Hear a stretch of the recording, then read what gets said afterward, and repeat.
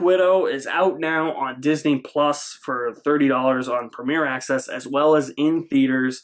This is going to be a spoiler-filled review of Black Widow, so if you have not yet seen Black Widow, now is your time to go watch my spoiler-free review of Black Widow that is already posted on my channel. If you have seen Black Widow, then welcome to my spoiler talk. There are so many things I want to talk about with Black Widow that I couldn't talk about in my spoiler-free review. So again, if you have not seen Black Widow, this is your warning. I'm going to jump around probably in this. I'm not going to go in sequential order because, as I said in my review, this movie has the weakest MCU villains to date. And in my spoiler-free review, I said villain and then added a z to make it sound plural. There are two villains in this movie. One is played by Ray Winstone, and he plays Dreykov, the leader of the Red Room. And the other villain is Taskmaster, who was uncast, or was cast, and we just didn't know who was playing Taskmaster for the longest time. I had no idea that she was in this movie, but former Bond girl Olga Kurylenko was in this movie. Once I saw her name in the credits, I said, I wonder if she's Taskmaster. And I was right. She plays Antonia Dreykov, Dreykov's daughter. So she is Taskmaster. She's been studying the Avengers, mimicking their moves. What ends up happening is that there's mention of Natasha killing someone named Dreykov, who was as I said, was the leader of the Red Room. Yelena, played by Florence Pugh, is questioning her for a couple of minutes about whether or not Natasha actually killed him. Natasha said she killed him, and that she also killed his daughter. And it just so happens to turn out that when Natasha killed Dreykov's daughter, that was the Budapest mission that was referenced in Age of Ultron. We briefly see that, so we get a voice cameo from Jeremy Renner as Hawkeye, and from a distance we see a bomb go off in a room that kills Dreykov's daughter, but it turns out she's actually not dead, and that she has now become Taskmaster, which I am cool with. The movie just didn't utilize her. What it felt like to me in the movie was Jason Statham in Furious 7, just showing up for some action scenes, and that was it. Olga Kurylenko doesn't even talk as Taskmaster, or I think she does, but she only has like one line, and she gets a solo billing credit. I am completely baffled by that.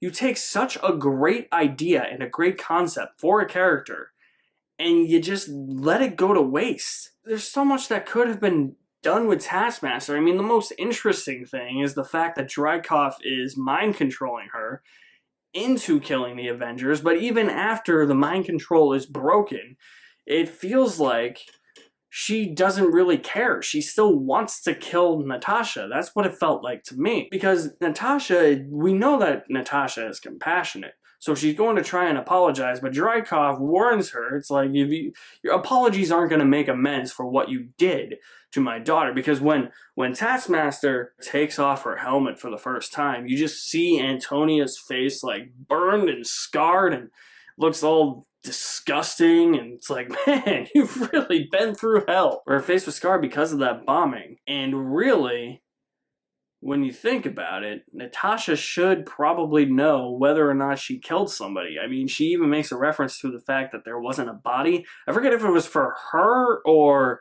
Dreykov himself, where Yelena questions her and says, "Did you check the body?" And Natasha says there wasn't a body to check, referencing the fact that, when the building blew up, or when the room blew up, bodies were burnt to death. I just think Natasha would probably be smarter about that. And when it comes to this whole Red Room thing, not a lot of focus on that, unfortunately. It gets to a point where the narrative calls for the story to take itself to the Red Room.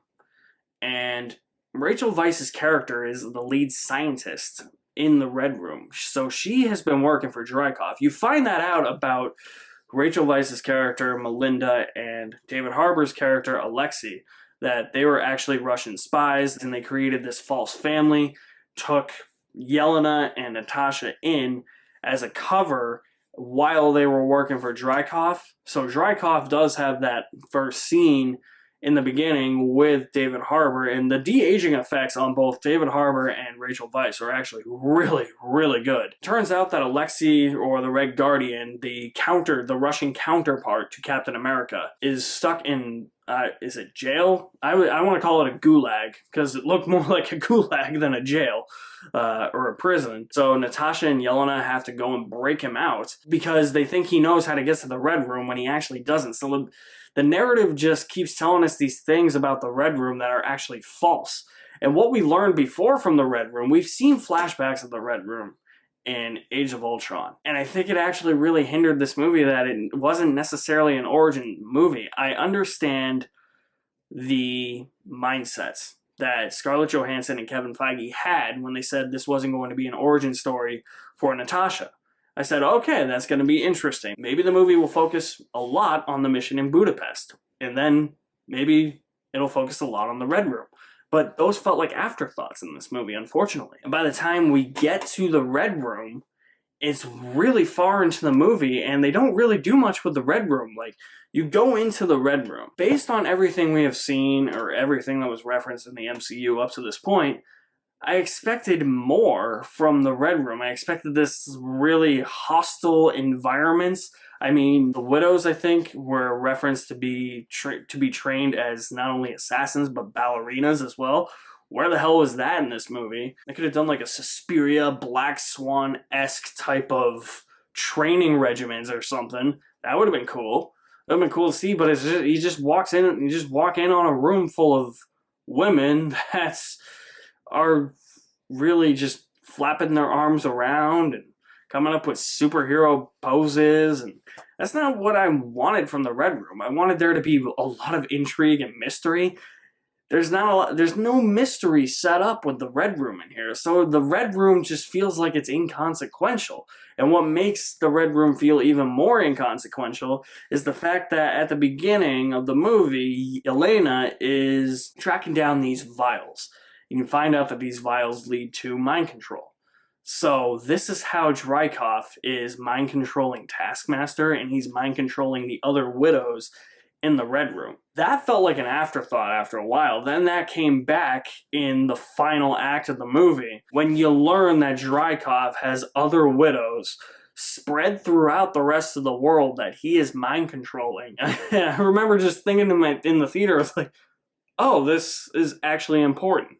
Oh, I thought this felt like an afterthought because it went from, oh, we're chasing these vials that deal with mind control to, hey, we're going to the Red Room, but not really. Yeah.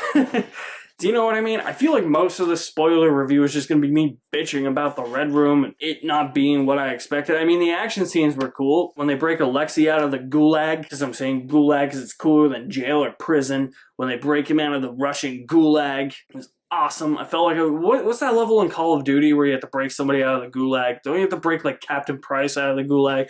Felt like that, but cooler, you know, superhero vibes. Like that action scene a lot. Now, nothing action-wise really blew me away.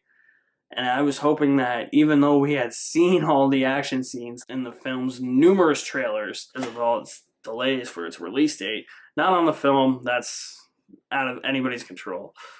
So I was hoping there would at least be one that blew me away. And there's a chase. Is it in Budapest?